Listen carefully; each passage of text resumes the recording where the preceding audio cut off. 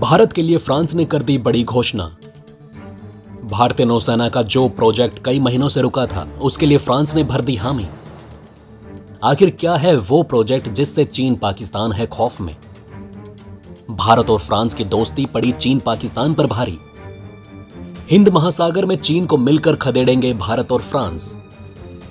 चीन के खात्मे के लिए तैयार फ्रांस। आ रहा है भारत का प्रोजेक्ट 75I।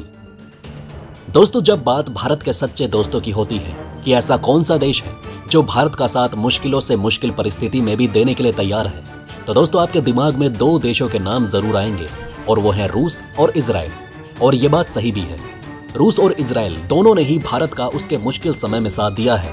बात चाहे कारगिल युद्ध में भारत को लगातार हथियार सप्लाई करने की हो, या फिर 1971 में युद्ध में अपना युद्धपोत भेजकर पाकिस्तान और अमेरिका को पीछे धकेलने की, दोनों जगह इजराइल और रूस ने भारत का साथ दिया है।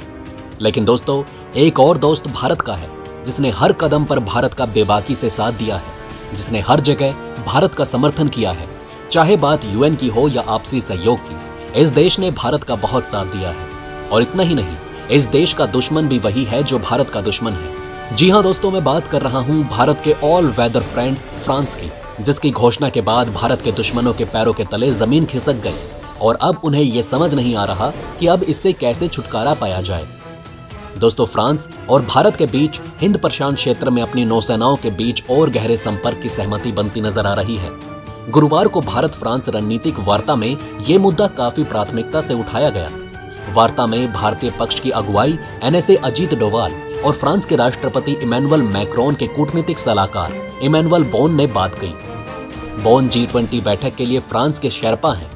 दोनों तरफ से बताया जा रहा है कि रणनीतिक वार्ता में द्विपक्षीय मुद्दों के साथ ही बहुपक्षीय मुद्दों और रक्षा सहयोग से जुड़े अहम मुद्दों पर बात हुई।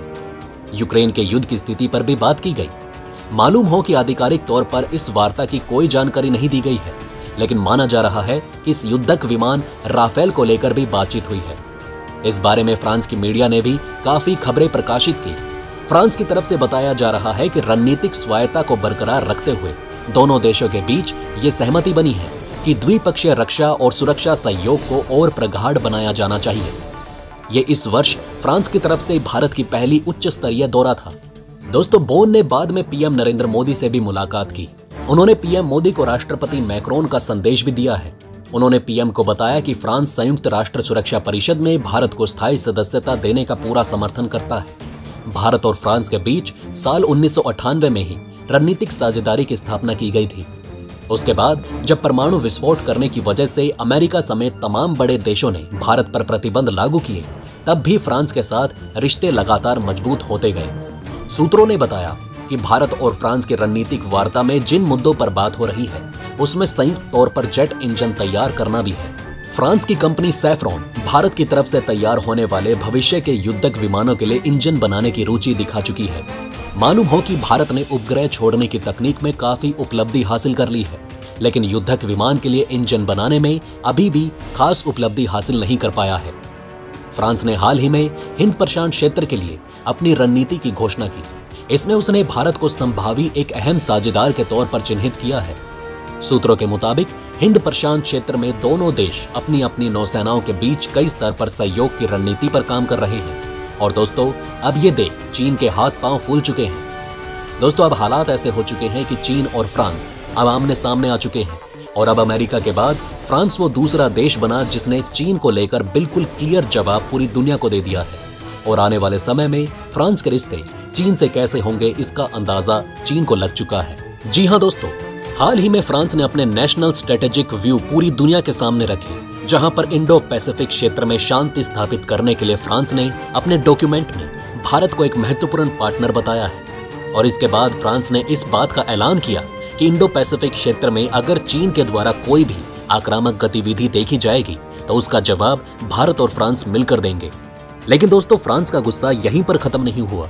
दरअसल दोस्तों, भारत और चीन के संबंध जितने खराब हैं, ये समझ लीजिए कि उतना ही खराब संबंध फ्रांस और चीन के भी हैं। बल्कि फ्रांस तो कई बार चाइनीज कम्युनिस्ट पार्टी और शी जिनपिंग को लेकर बहुत से बयान दे चुका है, जहां पर फ्रांस ने यह साफ कह दिया था कि फ्रांस का पहला मकसद है चीन के प्रसार को रोकना। फ्रांस ने जो ये नया स्ट्रेटेजिक व्यू पूरी दुनिया के सामने रखा है, ये 2024 से 2030 के बीच कार्यरत रहेगा।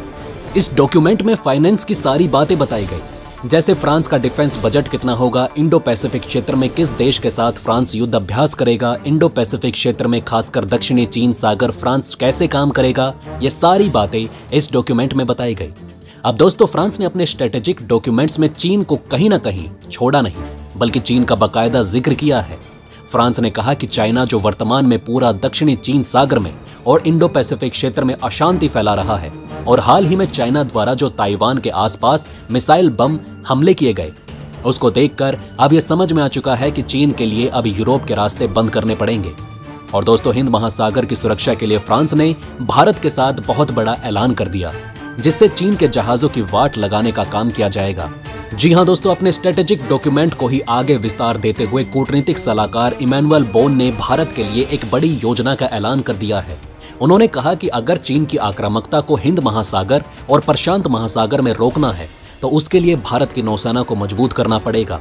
बेशक भारत की नौसेना मजबूत है, लेकिन चीन के मुकाबले भारत के पास अभी उतनी संख्या में अंडर वाटर सबमरीन नहीं है, जो भारत को एक प्लस पॉइंट दे चीन के ऊपर। और दोस्तों, इतना ही नहीं, फ्रांस ने इसके साथ ही भारत की वायुसेना के लिए भी बड़ी घोषणा कर दी है। दोस्तों, भारत की नौसेना को मजबूत करने के लिए हाल ही में भारत और फ्रांस के बीच अंतिम बात हो चुकी है और अमेरिकी fighter jet F-18 super hornet लड़ाकू विमान को कैंसिल कर दिया गया। और इसी साल मार्च महीने में जब फ्रांस के राष्ट्रपति इमैनुअल मैक्रोन भारत आएंगे, तब यह डील पीएम मोदी और इमैनुअल मैक्रोन के बीच होगी। भारत ने यह कदम अपनी नौसेना को और मजबूत करने के लिए उठाया है, क्योंकि अभी भारत के पास लगभग 26 MiG-29 रूस के लड़ाकू विमान हैं, जो कि अब बहुत पुराने हो चुके हैं। इसलिए अब भारत की नौसेना को और मजबूती प्रदान करने के लिए फ्रांस के राफेल M को सिलेक्ट किया गया है।